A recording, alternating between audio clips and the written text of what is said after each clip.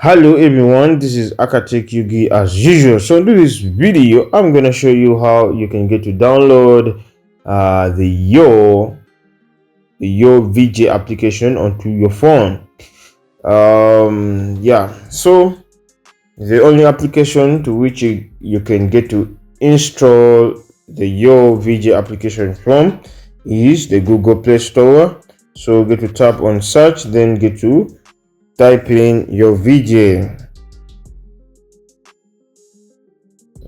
application over here, as you see.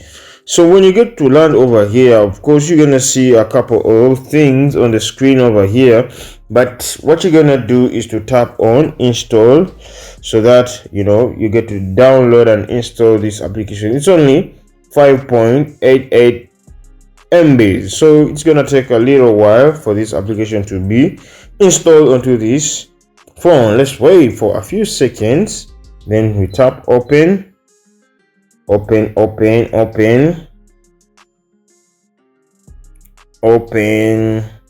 So here we go.